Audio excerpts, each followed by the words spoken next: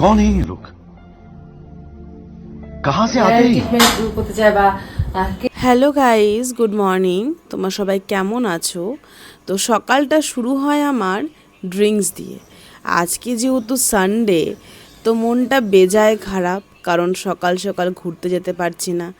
আর দেখো কত লেবু ধরেছে আমার গাছে, আমি দেখেই অবাক সকাল সকাল। আর খুব ভাল লাগছিল দেখতে। আর সকাল সকালই ছোটোগুলো পড়তে চলে এসেছে, এদের নিয়ে শুরু করলাম পড়ানো। এদের যে কত গল্প থাকে, শুধু শোনো তোমরা ওরা কি কি গল্প করছে নিজেদের মধ্যে। কর্মকাণ্ড শেষ, কেন শেষ? আমার বাবা যখন রাত্রিবেলা বই পড়তো, বাবার মুখের মধ্যে মশা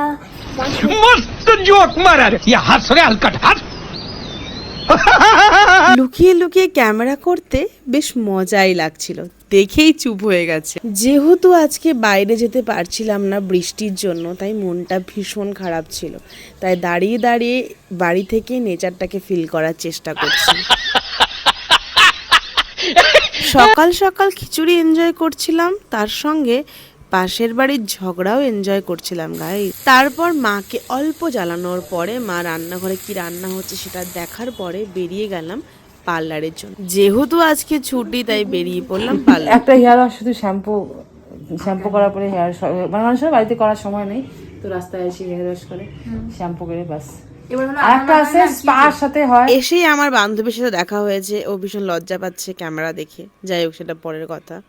এবার কাকিমণি ডেসক্রাইব করছিল আমাদের স্পা সম্বন্ধে, তো সেটাই শুনছি।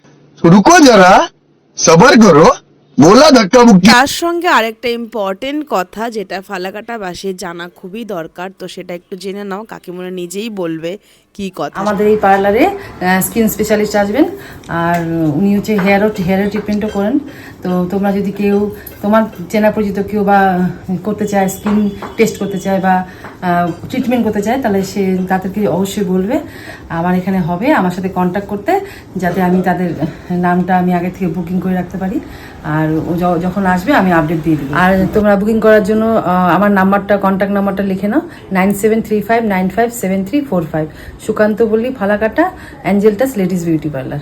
তো তোমরা জেনেই গেলে, তো অনেকের হেয়ার এবং স্কিন নিয়ে প্রবলেম থাকতেই পারে, তো তারা যোগাযোগ করো। আমি স্ক্রিনেই নাম্বারটা শেয়ার করে দিব, যাতে তোমাদের সুবিধা হয়।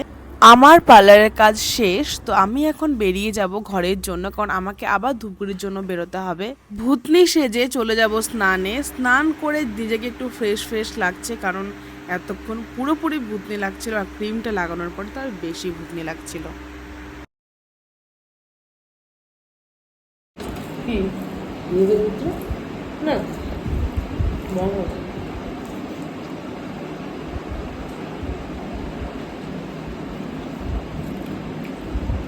দুপুরের লাঞ্চ আমি আর মা একসাথে করছিলাম, বাবাও ছিল, কিন্তু বাবা তখনও আসেনি খেতে। মা বাবার সাথে না বসলে লাঞ্চটা যেন কমপ্লিটই হয় না আমার। তো যাই হোক গাইস, লাঞ্চ করে দেন আমি বেরিয়ে যাব ধূপগুড়ির জন্য। তো আজকের ভিডিও এখানে শেষ করছি গাইস, অ্যান্ড ধূপগুড়ি গিয়ে আমি কি কি করলাম সেই ভিডিও আসবে next episode. Tata guys, and love you all.